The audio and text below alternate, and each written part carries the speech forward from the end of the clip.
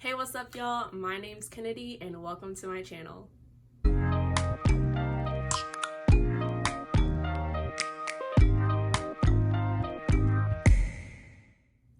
So first things first, I want to go ahead and say, I know it's been a while since I last updated you guys. And I would say that I'm sorry, but honestly, I'm not. So I say that I'm not sorry for a few reasons. So for the past few months, we have been dealing with a pandemic that has hit this nation and this world in ways that I don't think any of us really were prepared for. I personally have been going through working at home, making sure that I'm not going out and seeing my friends, making sure that I'm social distancing, doing that sort of thing, wearing my mask, staying at home a lot more often than I used to. And as someone who's an introvert, it hasn't been detrimental to me, but it has definitely hurt me in ways that I think I wasn't aware that it would. You know, I do miss my friends. I do miss being able to go out and hang out. I miss going out to eat. But this pandemic is far from the only reason that I did not update you guys last month. So as you all, I'm sure, know, in America, we have been dealing with another pandemic. Or at least we have in Black America, and that is the pandemic of racial injustice. We have been fighting a system that was not built for us since the conception of this nation. And I feel that in the last month or so, it has really just kind of reached a boiling point because we are seeing over and over and over again the deaths of unarmed Black people. And it's in ways that's unimaginable. I mean, you have Breonna Taylor, who was asleep in her home, works as an EMT during this time of pandemic and during this time of confusion and stress. She was one of the people out on the front lines helping people get better. And her home was raided in the middle of the night. And when her boyfriend tried to protect it, she was shot in her bed. You have Ahmaud Arbery, who was out for a run, and all of a sudden people are chasing after him, hunting him down, quite literally lynching him in the middle of the street, all in the name of white supremacy. You have George Floyd, who was crying for his mother on the ground with a knee on his neck for 8 minutes and 46 seconds. We are seeing these things happen on videotape. We are seeing Black people being murdered in front of our very eyes. And it's been so difficult to try to process because we're also dealing with it, and I'm dealing with it in so many different ways. I mean, with me as a Black woman, I'm also facing the issues of, you know, I have to fight for my Black women who are also being targeted in different ways that are not just police brutality. Actually, we are being targeted for sex trafficking, being kidnapped into prostitution rings. There's just so much happening. And with the social media era, we are able to see it much more in real time than I think it has ever happened before. I mean, obviously, we had Emmett Till, who made newspapers, but even then you were not seeing the brutality happening in real time. I think this past month has been eye-opening for a lot of people, but for a lot of us Black folk, this is just what we've been trying to tell the world, but they can finally see it. So I say that I'm not sorry for being able to update you guys because I've just been trying to deal with all of the traumas that have been being relived every single waking second on social media. I've been trying to be a better activist. I've been signing the petitions, emailing, calling, watching videos that help fund the Black Lives Matter movement. I've been going out to protest. I've been doing everything that I can in order to try to feel like I am making my voice heard. And for me, that meant taking some time off from, doing things like my YouTube channel, because I felt like it wasn't the platform for me to say what I needed to say in that moment. With all of that being said, I am saying it now. I'm not scared to have that voice on YouTube. I just need to do what was best for me. I will also be including in this video, in the description box below, I will have links to different petitions, other information for the Black Lives Matter movement, and for all of the humanitarian crises movements happening currently, just because I want to make sure that I continue to use the voice that I do have in the best way possible. All right, so with that kind of being my life update about what has been going on with me for the past couple months, I do obviously want to get into my hair, because that is what this video is about. So today's video is for my 4-month lock update. I'm super excited. The past few months have really changed my hair more than I thought would happen in the first couple months. I mean, I feel like I'm definitely starting to say like, hey, I have locks now. I even got my first compliment just yesterday. A girl came up to me and was like, hey, I love your locks. And I was like, what? You can tell I have locks? Like, that's crazy. Like, they're not just little twists anymore. I am feeling much more confident in them being locks. I feel like they're starting to get a little bit more mature. So much so that people are finally recognizing them for what they are. So before I kind of get into this past month, I do want to say that I did try to take a video for my 3-month lock update. It just didn't turn out that well. I was visibly still frustrated and dealing with things. I was kind of all over the place, and I never want to give you guys content that I feel is not up to par, and in that time I just couldn't shoot anything that was worth posting. But I will show you guys a little clip of the back of my hair from my 3 months.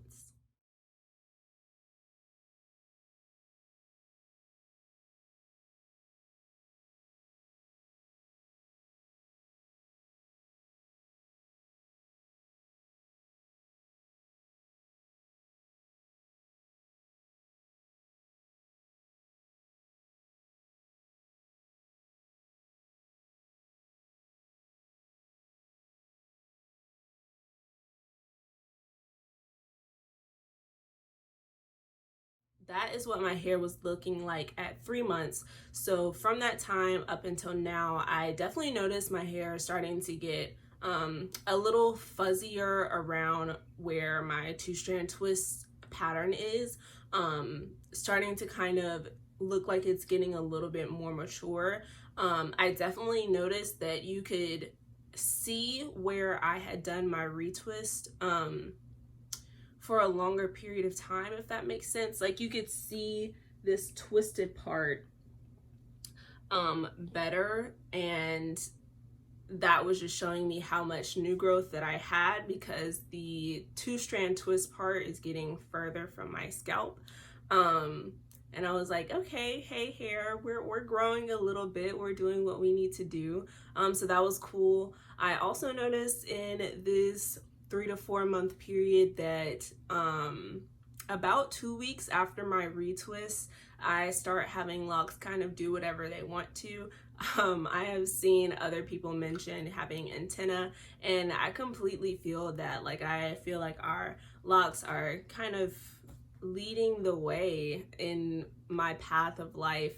And sometimes I do have some little antenna that decide to stick up, and I'm like, hey, I don't really know what you're telling me right now, but I'm down to listen.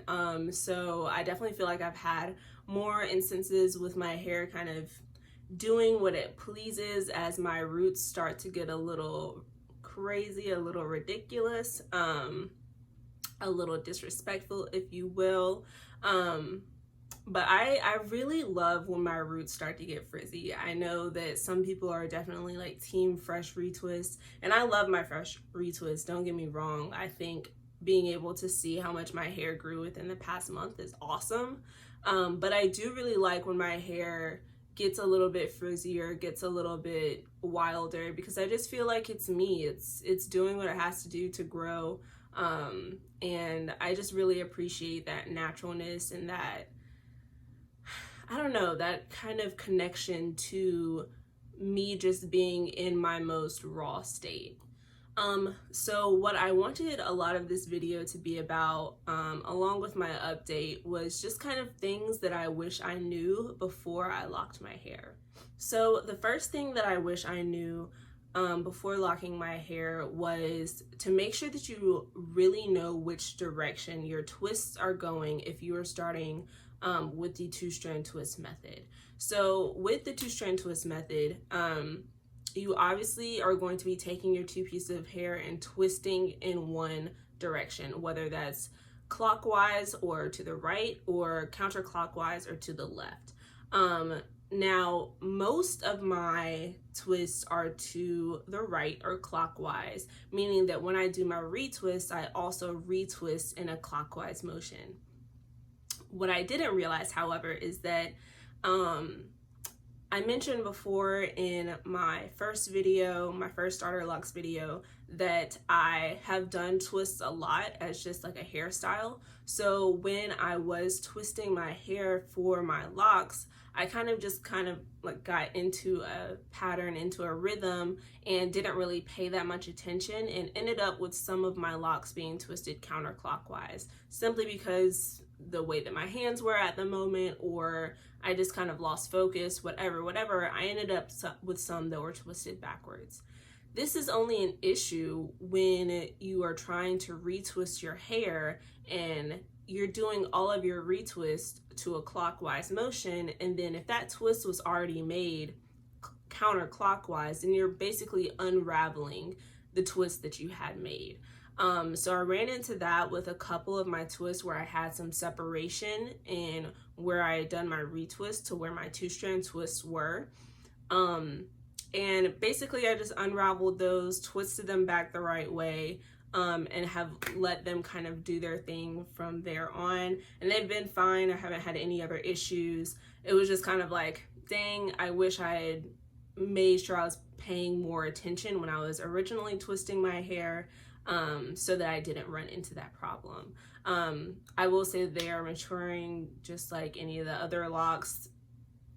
It's fine ultimately, but you know, just make sure that you're paying attention when you are doing your original twist, if you are twisting and locking your hair on your own. Now, obviously, if you're going to a loctician, they should be doing that because they know what they're doing. But if you're not, like me, then, you know, so be it.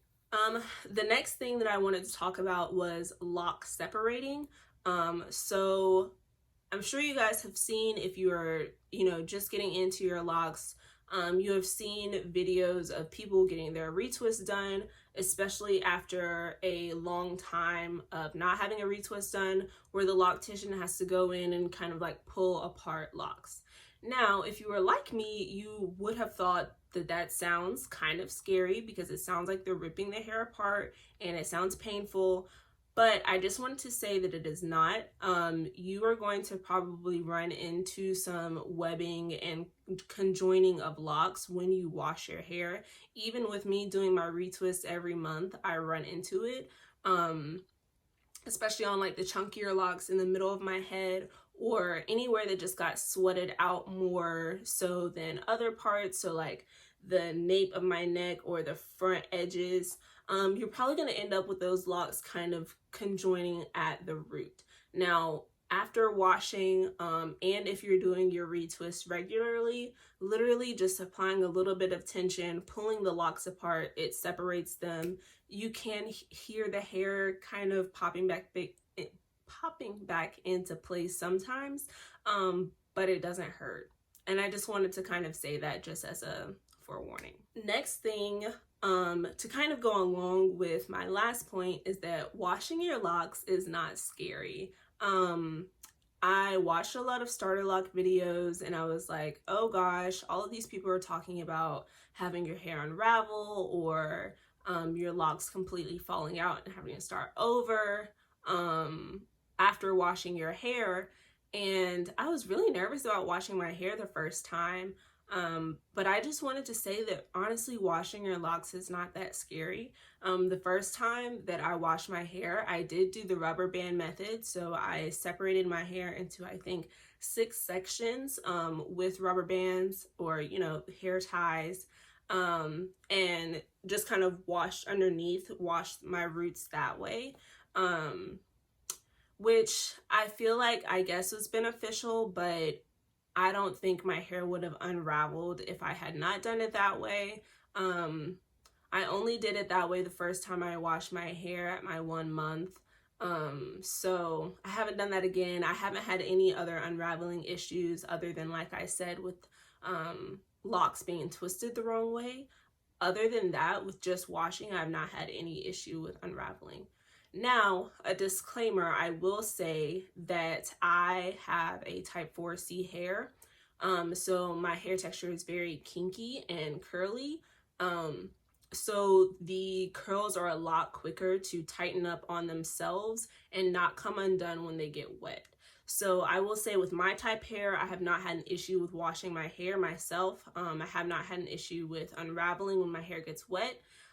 But I would say that if you have a different hair texture, then maybe look to people with that sort of hair texture or take more precautions when you are washing your hair by doing either the rubber band method like I mentioned, or I know that there are other ways out there to kind of like wash your hair to make sure that it doesn't come unraveled, but I can't really think of them because like I said, it wasn't really a concern for me. But all in all, I just don't think that washing your hair with locks is all that scary. That's just that. Okay, next thing I wanted to talk about some was frizz. So frizz is not something that I really have a problem with. I mentioned earlier that I really like the natural raw look of locks, so I don't really care if my locks are super cylindrical or perfectly sized or anything like that. I love a nice lumpy frizzy lock. I think they look the best that way just because that's my style. So I have no issue with frizz, but I will say that if you are a 4C gal like me, I know that I'm gonna deal with frizz no matter what. You can probably see that my locks are definitely frizzy, and this is a day or two after a retwist. So this is pretty fresh hair, but it's just frizzy, like, and I don't really have a problem with that. But I just want everyone to know that if you are going the like very natural route, where as I use only water and oil on my hair, I don't have anything that's going to like hold that frizz down, nor do I want to have anything that's going to hold that frizz down because I don't want to have buildup on my hair. So I'm going to be dealing with frizz. Now, if you are someone that's going to do like use a lock gel or something like that, maybe you'll have less frizz. I don't really know. I don't plan on changing up from what I'm currently doing. Simply because I do not want to have any sort of buildup issues. So I just kind of think frizz is a common thing. Get used to it if you can. Or use a gel that is like recommended by a loctician that knows what they're doing, that won't cause buildup if you are trying to avoid frizz. The last thing I kind of want to mention is imposter syndrome. Now, if you've never heard of imposter syndrome, this is the idea that you've made it somewhere, but you feel like you don't fit in. This can be used in a lot of different areas. I know I dealt with it when I was applying to grad schools. I felt like I had all the qualifications to make it in. I had done everything I needed to do, but for some reason, I just felt like I didn't deserve it. And I'm bringing this up now because I did kind of feel a bit of that when I was starting my lock journey. So in the first month to even within the third month, I'm just kind of now getting over it, honestly. I always referred to my hair as being like twisted, really. I told people that I was starting locks, but I didn't feel like I was part of the locks community. And I don't know, maybe this was just coming from being a loose natural who wore twists already. Like, I was just like, I'm not really part of the locks community. I just have twists in right now that are going to be locks eventually. And I felt like I had to make it to some point in my locked journey that I was actually going to be a locked person. And then I just kind of realized that was kind of ridiculous, because when is that time going to come? Like, what is the magic amount of time to have my locks that I can finally say, oh, I have locks? So I just kind of wanted to bring that up as, you know, if you've made the decision to start your lock journey, no matter when you started, no matter how you're starting, no matter how long you've had them, once you've made that decision and you can say, hey, I have locks, then hey, accept that you have locks. You're doing it. You are on your lock journey. Make the most out of it and enjoy it, because it's fun and it's awesome. So I just kind of wanted to say that, as you don't need to feel like you are some imposter or like you don't fit into the lock community, because I mean, we are everywhere. We're everything. We do what we want. You are us. We are you. I'm one of y'all. And that's just that. All right, so if you have made it this far, thank you so much for tuning in. Make sure that you like, comment, subscribe. Before I go, I am going to turn around and show you guys my hair, so let me shut up and get that going.